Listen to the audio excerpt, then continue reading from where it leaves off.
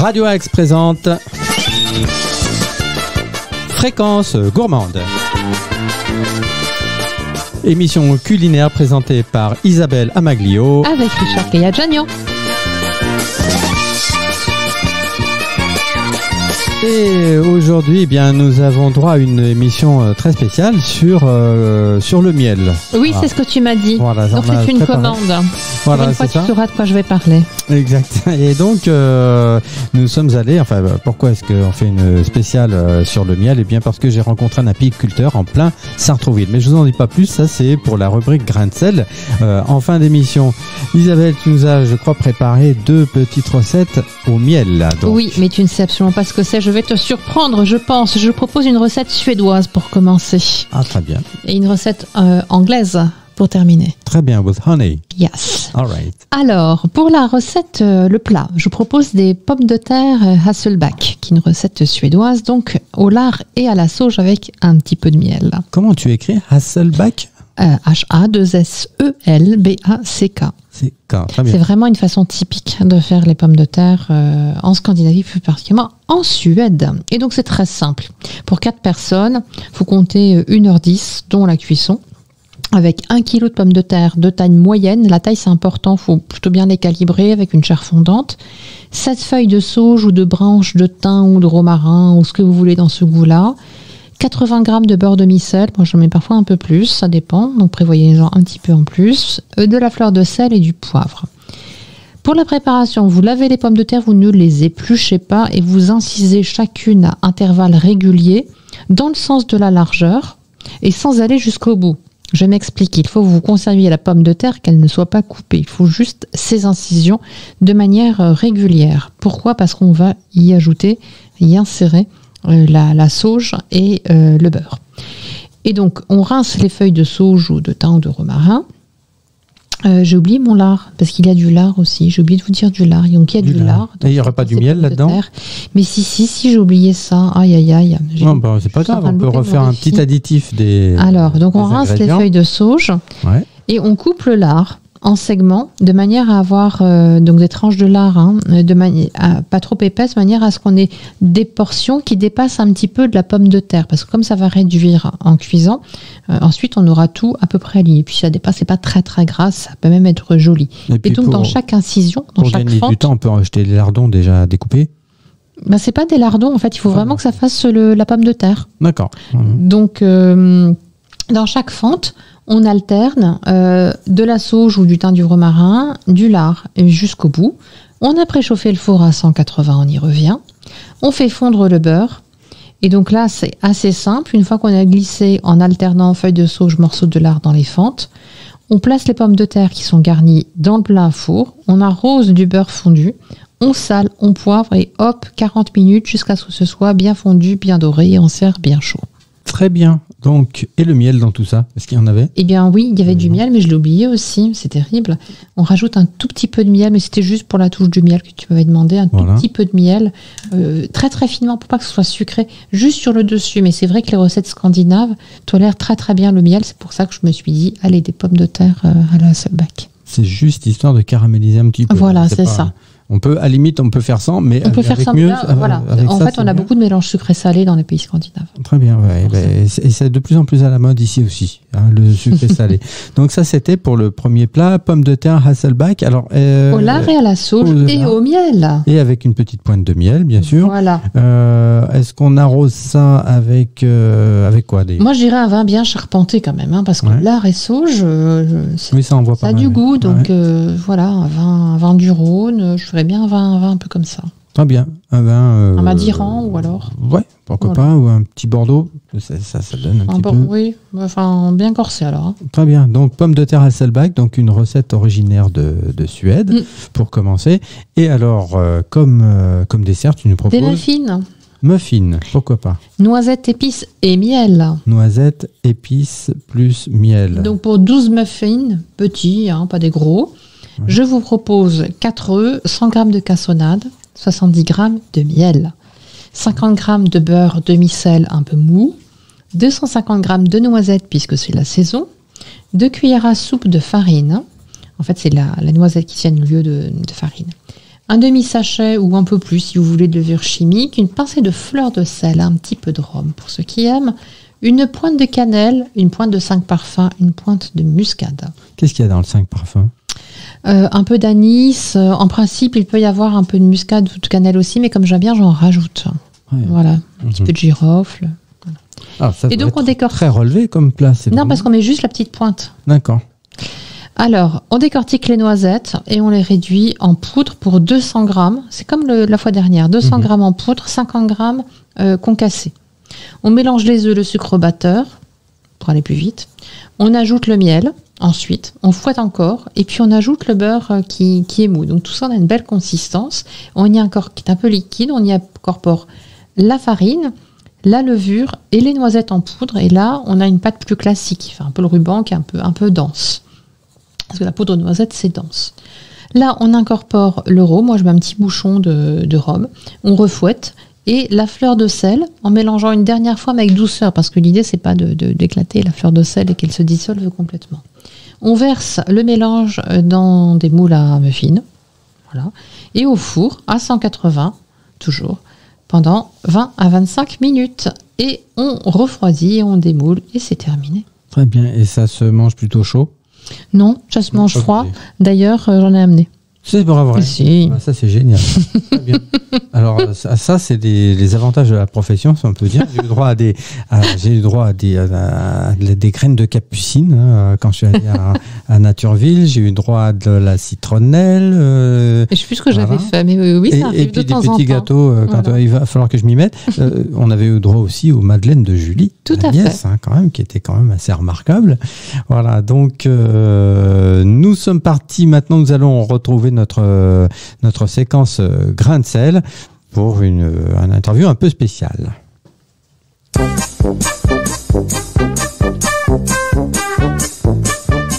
Comme premier, retour à Natureville pour suivre les aventures de Jérôme, qui est apiculteur dans ces jardins de ville qui sont situés quai Pierre Brunel à Sartrouville. Depuis quelque temps, Jérôme s'occupe de ruches. Il en a 3.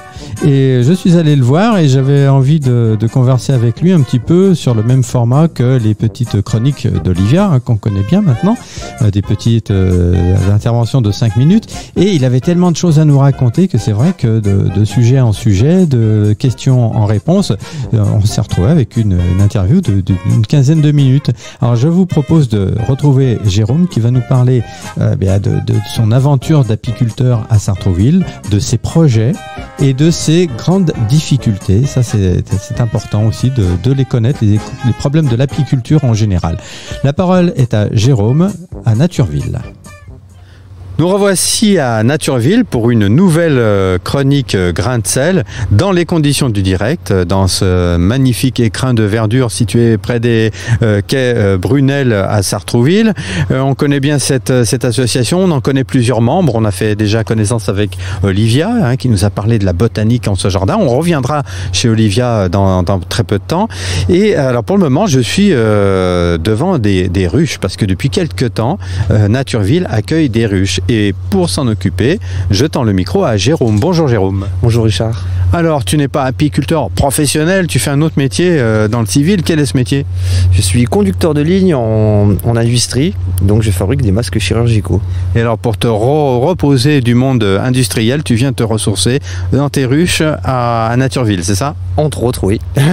Alors, je vois 3 ruches dont tu viens de t'occuper. Tu as tout j'allais dire, pas l'uniforme, mais l'habit, l'équipement de l'apiculteur. On dirait un petit peu un cosmonaute, là. Et on sait pourquoi, parce qu'évidemment, pour éviter de se faire piquer par les abeilles, on a donc 3 ruches. Ça fait combien d'individus à peu près dans ces 3 ruches? Alors en pleine saison, on peut... Alors j'ai démarré avec des essaims d'à peu près d'1,5 kg, donc ça fait à peu près 10-15 000 abeilles. La population augmente durant la saison et là elle est en train de décroître pour préparer ce qu'on appelle l'hivernage. Et tu t'intéresses à l'apiculture depuis combien de temps? Alors j'ai commencé à m'intéresser à l'apiculture il y a un peu plus de 6 ans. où j'ai échangé avec des amateurs, des professionnels. J'adore le miel aussi et les produits dérivés. Et puis c'est un ami il y a un an qui m'a convié à faire la récolte, lui qui est apiculteur depuis 2011, et puis il m'a dit tu devrais, voilà, tant qu'on est un rayon, et puis donc j'ai dit bon bah je me lance, voilà. Et alors en se lançant, tu penses pouvoir tirer quelle quantité de miel par an de tes 3 ruches? Alors c'est comme nos chers agriculteurs, je suis tributaire de la météo. Donc étant donné qu'on a eu ce fameux coup de gel sur début mai, si je me souviens bien, donc la saison a été un peu catastrophique, aussi bien pour les apiculteurs amateurs que les apiculteurs professionnels, qui par rapport à l'année dernière, c'était une année excellente avec le confinement. L'activité humaine, ça prouve que l'activité humaine peut nuire aussi à l'abeille, malheureusement, mais bon, faut cohabiter. Et puis donc cette année, il y a de la production de miel, mais je leur ai laissé pour qu'elle puisse constituer les réserves d'hiver. Et alors pour les prochaines années, avec un petit peu d'optimisme, on table sur à peu près quelle quantité? Alors si j'arrive à faire 20 à 30 kilos par ruche, j'en serais content. Mais bon, je ne vise pas si haut, je laisse faire la nature. Et justement, les abeilles à Natureville, elles butinent quelles plantes? Elles ont quelles plantes à leur disposition? Alors, l'abeille, si vous la mettez aux abords d'un champ de tournesol, vous aurez essentiellement du miel de tournesol. Mais l'abeille va plus loin aussi qu'un champ de tournesol. Donc c'est-à-dire sur un périmètre à peu près de 3 km autour du rucher, elles vont butiner s'il y a de la ressource qui est vraiment mellifère et nectarifère. Et ici, quelles sont les ressources? Alors ici, bon, le rucher, il y a quelques acacias, il y a la plupart des jardins, il y a du tournesol, après il y a tout ce qui est boisé aussi sur les arbres. Est-ce que les abeilles vont butiner les jardins de tes voisins de Natureville? Ça dépend le manque de ressources. S'il y a un manque de ressources, elles iront au plus proche. Étant donné que sur Natureville, on a aussi une mare, donc elles ont un point d'eau aussi à proximité. Donc on essaye de contrôler la ressource, d'en donner le maximum pour vraiment essayer de préserver ce pollinisateur qui est essentiel dans la vie de l'homme. Donc on croise les doigts pour avoir au moins dans les 30 kilos de miel sartrouvillois bientôt à Natureville. Espérons. Alors, tu as dit que l'activité humaine pouvait être très nuisible à l'abeille, mais il n'y a pas que. Il y a aussi cette sale bête dont on a déjà parlé, on s'est déjà vu il y a quelques temps. Cette sale bête dont je vois un spécimen là qui est en train de gravir une des ruches. Alors, tu vas nous présenter cette sale bête. Malheureusement, c'est ce qu'on appelle le frelon asiatique, qui est présent en France depuis 2003-2004, où en Île-de-France, malheureusement, on est miné. Donc si j'ai un message à faire passer à la plupart des gens qui n'y connaissent rien, faites attention. Si vous avez un nid, traitez-le tout de suite, faites venir un professionnel. Un nid de frelon, voilà. Précisons. Un nid de frelon asiatique. Donc ça ressemble à une boule à base de cellulose. C'est noir, ça possède une bande jaune-orangée. Et les piqûres sont vraiment très douloureuses. Si vous faites piquer, que vous êtes allergique ou cardiaque ou quoi que ce soit, filez aux urgences. Ce frelon asiatique est arrivé avec les bateaux d'importation de produits chinois, c'est ce que tu m'as dit? Oui, les premiers frelons asiatiques ont été signalés dans le sud-ouest. Et au fur et à mesure, ils ont remonté toute la France, sauf du côté de Colmar, où j'envie les apiculteurs du coin qui ne sont pas touchés pour le moment.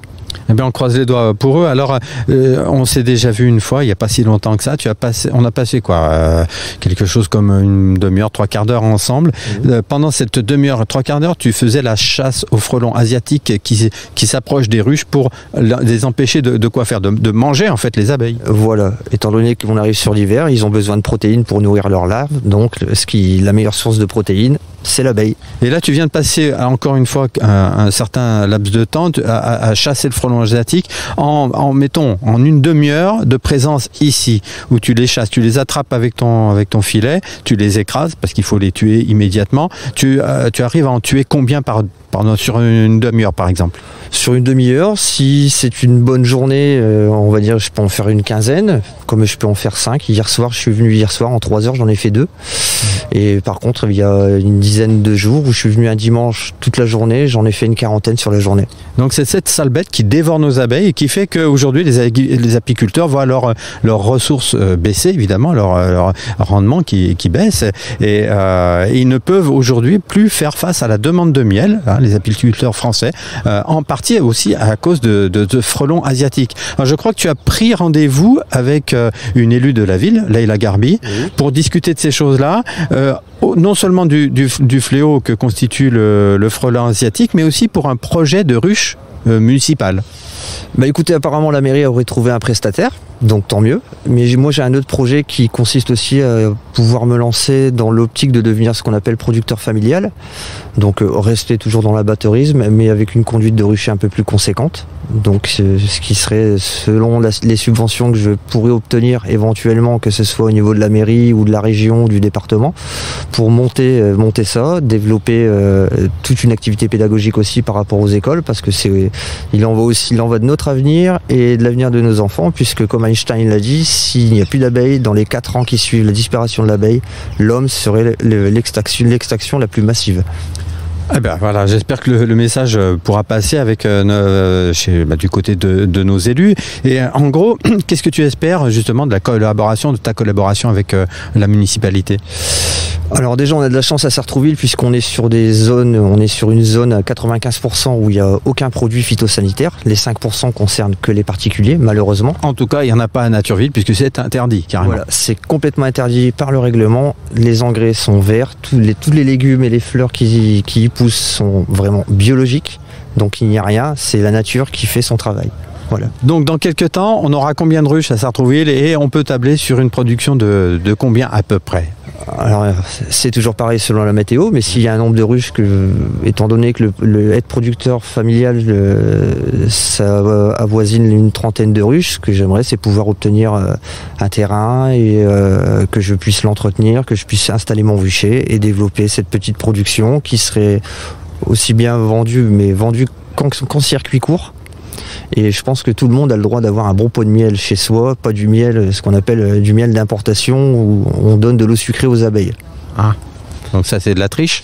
C'est complètement de la triche. D'ailleurs sur internet, si vous fouillez bien, vous pouvez trouver des pétitions où vraiment il y a des gens qui, enfin il y a ce qu'on appelle du miel fraudé, puisque voilà, vous avez une mauvaise météo, on va vous dire j'ai du miel d'acacia, alors que finalement il n'y a pas eu d'acacia puisqu'il y a un coup de gel.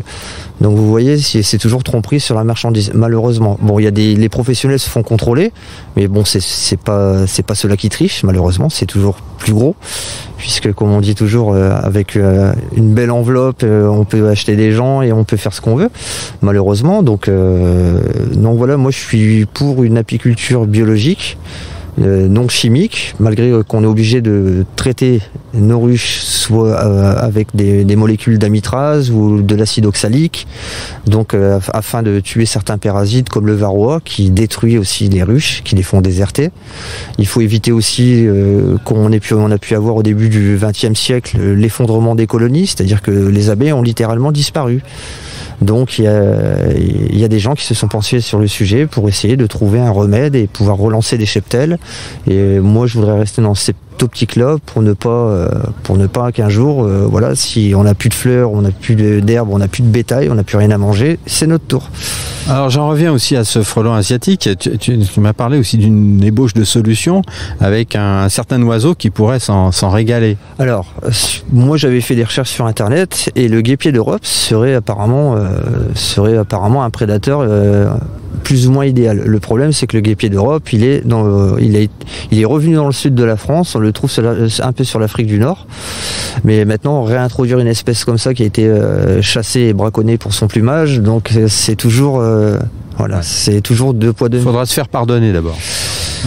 Oui, mais bon, avant de demander pardon à la nature, je pense qu'elle nous réserve un sale tour si on continue comme ça. Donc il faut savoir